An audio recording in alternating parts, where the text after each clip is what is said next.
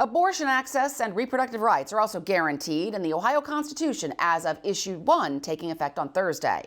I asked about that when I sat down with the two longtime lawmakers who lead the Senate for our annual year-end interview. I started my conversation with Republican President Matt Huffman and Democratic Minority Leader Nickie with Issue 2. But in just a day, that chat was outdated. But there is still plenty more to discuss. Issue 1, both the Issue 1 in August and the Issue 1 in November. Issue 1 in November was the Abortion Access and Reproductive Rights Amendment. This was after voters rejected the Issue 1 in August that would have made it harder to amend the Constitution by raising the voter approval threshold to 60%. Supporters of the Issue 1 amendment in August, including you, Senate President, said it was needed to protect the Constitution because the Constitution is too easy to amend and needs to be protected. So will you put that idea before voters again to protect the Constitution? Well, only if there's I suppose, a momentum or enough folks who are willing to back that idea. A lot of the people who were opposed to that in August this year were in favor of the idea when it came out of the Modernization Committee 10 years ago. And of course, people have to be in favor of it, and people have to also be willing to campaign for it.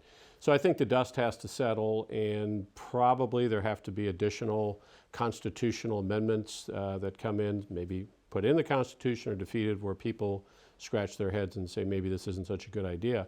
I do think that there are folks, both Republicans and Democrats, who voted against it for a variety of reasons. There are Republicans or folks from the right, if you will, who want to put in I can have my gun wherever I want, whenever I want, and they want to put that in the ballot, and a number of other things. And our Constitution can be changed very easily, much more difficult than most of the states and certainly the United States Constitution. And I think you'll continue just to see a lot more of these things coming on the ballot. Probably, and a lot of times it's done, frankly, as part of an election tactic anyway. Do you regret putting Issue 1 before voters in August? No, I don't, because we now have the issue addressed. It's something that you sort of see the folks' true colors when they come out. It's fine if it is all very ethereal and things like that, but if it affects my issue, then I'm against it. So these are probably going back to a lot of discussions I had about constitutions and things like that. When you try to put them in practical application, people change what they think.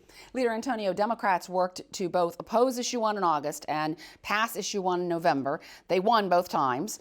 But next year is expected to be a difficult one for Democrats. Even Senator Sherrod Brown has said it's going to be his toughest race yet.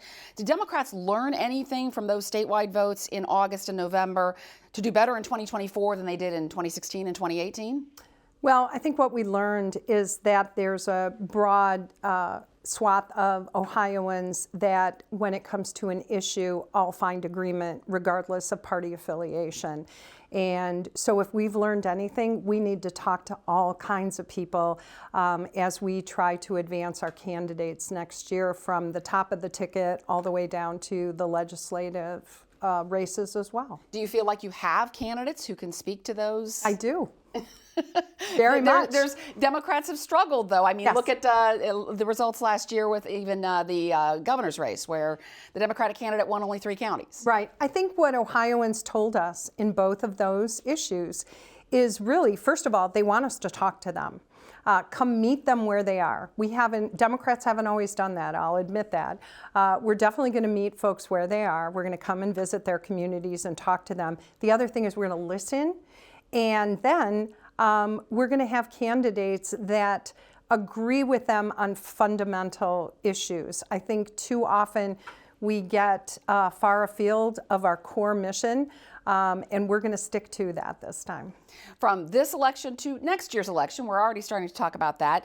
It seems likely that anti-gerrymandering activists will get the signatures they need to put another proposal about redistricting before voters. This would replace the Ohio Redistricting Commission, which you both have served on at one point or another, with a 15-member citizens panel composed of equal parts Republicans, Democrats, and independents.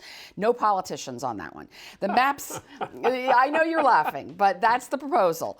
The maps the commission approved in September that give a 62% majority to Republicans in the House and nearly 70% to Republicans in the Senate have been upheld by the Ohio Supreme Court. One reason being they got unanimous unanimous bipartisan support. So, Leader Antonio, I want to ask you, one of those votes was yours. Do you regret that vote? No, not for a minute. I had to be pragmatic and present at the time, play the hand that was dealt to me in the moment, which was to get the best map we could in the moment. But in general, the process is definitely flawed, and I believe we need to get us, policymakers, politicians, whatever you want to call us, those that are elected legislators, out of the equation and have people who do not have the self-interest of making sure that their colleagues or themselves are included in the next map. I think having an independent commission is incredibly important to really having fair maps in the future. Those maps, though, that you voted for last for 10 years. That's a long time. Unless there's a ballot initiative that changes things, yes. Well, President Huffman, I want to ask you, you were a critical part of both the 2015 and 2018 constitutional amendments that created the Ohio Redistricting Commission and its role in drawing the legislative and congressional maps. What's happening with the Ohio Redistricting Commission in the last year or so, with all the Supreme Court decisions, all of them striking down the legislative maps and then taking the congressional maps to federal court? Was this what you envisioned when you helped put this together? Is this what you wanted? And how is it okay that there's a 62% Republican majority in the House and nearly 70% in the Senate in these maps? Well, the 2015 and 2018 initiatives were supported by the Republican and Democratic Party and over 70% of the voters. So if we want to do the people's will, we won't go in and try to change what the people have already, more higher than 57% have already chosen. So that's one thing. The second thing is, one of the key provisions in the state General Assembly districts was that the Supreme Court could not draw a map like they do in other states. Well, essentially what 4 members of the Supreme Court tried to do was back into it. We can't draw the map, but we're going to keep changing the things so we do in fact draw the map. Well, you weren't going to get 4 members of the commission to agree to that. And it was the insertion of the court into the process which corrupted the process. So when the process was allowed to act, and in fact we have a series of incentives and rewards for people to act, it got a unanimous vote. So I'll pose to the public, name me one highly charged political issue anywhere in the United States where all the Republicans and Democrats agreed in this day and age. It doesn't happen. So it did work. Now, people can use the terms politician and all of that. There are no disinterested citizens. Anybody who is interested enough to serve on this commission is interested enough in politics to do it. I think it's better that, 1, we abide by the overwhelming support of the voters, and 2, that we have people on the commission who are responsible to the voters, as through an election. And by the way, we had Supreme Court elections in 2022, and the voters spoke clearly on that. And the maps, though, that just passed, again, with bipartisan support, again, 62% supermajority in the House, nearly 70% in the Senate. Is that okay? Well, 62% in a state that is pretty heavily Republican. You know, I think our governor won with 68% of the vote, several other folks. And if you want to just draw percentages, you're disregarding the candidates, the campaigns that they run, how hard these people work. If it's simply a matter of percentages, well, we don't care what people think. We don't care about what they're going to do. There are Republicans, as Senator Antonio just said, who agree with her on marijuana. Well, are they part of the 62%? I think they are, right? Let's move on to House Bill 6. This week, former Public Utilities Commission of Ohio Chair Sam Randazzo was indicted on 11 counts related to the House Bill 6 nuclear power plant bailout scandal, which put Republican former House Speaker Larry Householder and former Ohio Republican Party Chair Matt Borges in prison in the last year. The nuclear plant subsidies in House Bill 6 have been repealed, but what about the rest of that law? And I'll start with you, Leader Antonio. Should it be repealed? You did not vote for it in the first place, right. So I presume that you want to see it repealed. I would like to see it repealed. I mean, the people of Ohio are still paying every month on their monthly bill for things that were negotiated during that bill, and they should not. Are you opposed to all of the bill, or do you think that parts of the bill should be introduced in different ways?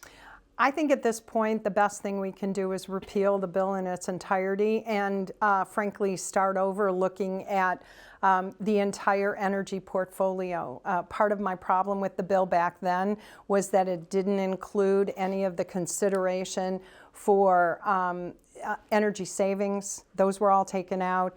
There were a lot of elements to this that really didn't serve the people, everyday Ohioans, well at all, that I think we could do a better job, but I think first we should repeal the entire thing. President Huffman, you voted for House Bill 6. Do you think it should be repealed? Yeah, well, I agree with Leader Antonio that we should always be looking at the totality of energy policy, because it's really an esoteric issue, especially to the public. That's why we have the PUCO, which is separate from the legislature and makes decisions.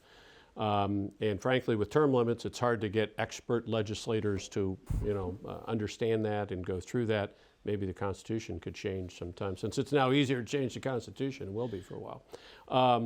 But as it relates to House Bill 6, one of the reasons I voted for that, besides keeping the nuclear power plants, as you mentioned, that the subsidy's been repealed, is the 2000 creation of this energy savings project. Well, what that in fact ended up being was a bit of a paper trading scheme between various companies, and we'll buy this credit and we won't really save energy, but we'll buy what you did. And it all kind of moved around a little bit, and there wasn't really any energy being saved, but there were people making a lot of money off of it.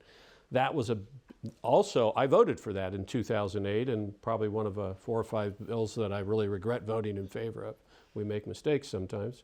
And so I was happy that, so I don't think the House Bill 6 repeal of the 2008 law should be repealed. I wouldn't. As it relates to this subsidy for these coal plants, the explanation is that that was done as part of a multi-state effort, and that that's an ongoing effort, and that the companies can't get out of it unless they all agree. As I said, I think several months ago, I think that should be examined, and if the subsidies are no longer needed, then we should repeal them. I want to move on to vouchers. The state is estimated to be spending $412 million for the expanded Ed Choice voucher program. That's $15 million more than was budgeted. Vouchers have been expanded by 70% in numbers and about 65% in cost this year. Yeah. Vouchers are available to almost any family who wants them. That's something that you wanted, President Huffman, including people who have never sent their kids to public schools. You told me a few months ago that no one should be concerned about these costs because the state has the money in the short term, and in the long term, taxpayers are better off. If most of these voucher students were not previously attending public schools, how can the state possibly be saving money? How is this sustainable? Sure. By the way, they are available to everybody, not almost everybody. This is a universal voucher. The higher income folks don't get very much money, but these in fact are universal Ed Choice scholarships. And so the answer to your question is there's sort of a couple things going forward. One is who's eligible, and more people are eligible. But the second thing is then what is the capacity? And globally, if you look at the amount of income that is coming into a private school, if there's more money, they're going to be able to expand capacity. The high school where I went in 1974 had 1,000 kids in it. Now they've got about 290, and it's twice the size as it was before. They could take in a lot more kids, but they're going to need more money to hire administrators and teachers and things like that. So this is a changing world when it comes to education. The taxpayers should know that on average, it costs about $14,000 per student in the public schools. Now, many school districts are in the $20,000 and $30,000 per student. And there's a lot of school districts that are in the lower range, too. Oh, yeah. Where I come from, it's about $9,000 or $10,000. Things aren't as expensive in Western Ohio. That's why everybody should move there.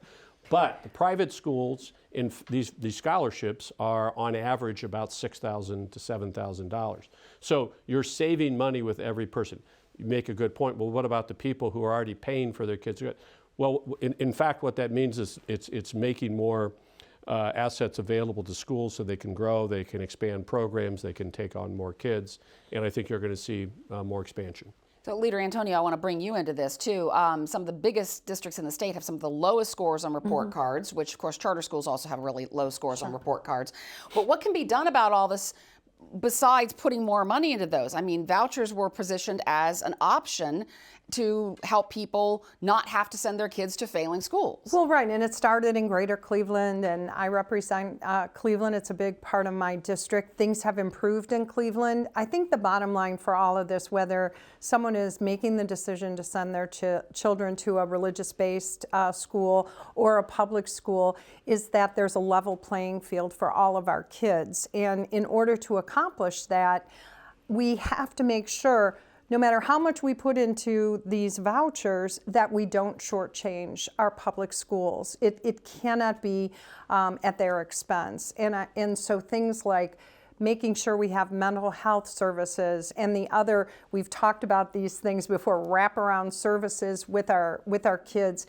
And there is more of a need. It is more expensive to educate kids in Greater Cleveland, especially in the city of Cleveland and some of the other challenged communities, because kids are living in poverty, because they have other socioeconomic needs that enter into what we need to do to lift them up to be able to bring them to a level place. But if we're, for all of our children, preparing them for the jobs of the future, then we have to also make sure the resources are there for them, including in the public schools.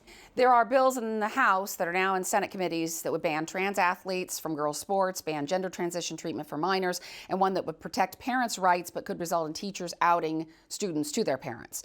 Now, Leader Antonio, last year you said that was a win for Democrats that these bills had not been passed. They had been proposed, but they had not been passed last year. If they've been proposed again, they haven't been defeated. There are some LGBTQ activists who say Democrats are ineffective here, and they're concerned that these bills are going to get passed. Well, a couple of things. One is, with all due respect, I love you, but it wasn't a win for Democrats. It was a win for the parents and the kids and the members of the community that felt like their lives, their very existence was being challenged, and that they were feeling unsafe. They were feeling basically bullied by all of the rhetoric that was going on around these bills. So fast forward to now. Look, part of the reason why I support non-gerrymandered districts, why I support us trying to get back to some kind of a balance, which you've indicated we are out of balance in the legislature. We've just had 2 votes that showed that the legislature is out of step with a majority of Ohioans on a couple of issues. The second one being around health care and private personal decisions made by health care. And so around health care, that they don't want policymakers, politicians, whatever you want to call us, those who affect policy, to be the ones making those kinds of decisions. I find it ironic that a bill that protects parents when they identify whether or not their children identify as LGBTQ also takes away parental rights from parents who are trying to affirm their children in what their children are telling them. And look, as a member of the LGBT community myself, it's exhausting. It's exhausting to be constantly under this spotlight, under this tension of having to actually explain your very existence. And so the folks who are transgender, or the folks who have the parents of kids, are exhausted, but continue to advocate for their children. One of the things that's happening right now, there's going to be more discussion on these 2 bills this week in committee tomorrow. The medical community is trying to clarify what is and isn't real. Unfortunately, there is a lot of misinformation in that legislation as well. President Huffman, why these bills? Why not other proposals like on the economy or the unemployment compensation fund, which has been talked about for a decade, or property tax changes? Why focus on these bills? Well, we're passing a bill on property tax changes next week, I believe. We've dealt with massive budgets and tax cuts in the budget. We have dealt with all of those. These are just what some people want to talk about. If they want to, then that's fine. I think on the protect girls' sports or women's sports, that's overwhelmingly supported by the public. It's just not fair. I understand the individuals who want to participate in this way, but sports aren't the be-all, end-all of the world, and there are other ways to participate in that, but it's basically a fairness issue for girls and young women. So that's what that's about.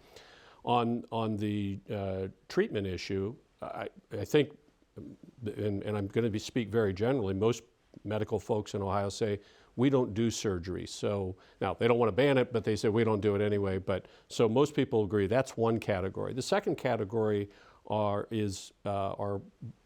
chemicals of some kind. And then the third category is counseling. We're not trying to ban counseling, as I understand it, but the bill simply says both parents should be consenting to this, not just one, even though other treatment, whether mental health or physical, only requires one person. So there's some nuances on how to treat this. That's why we go through the committee process. And it's amazing when people will say why is the Republican Party dealing with social issues?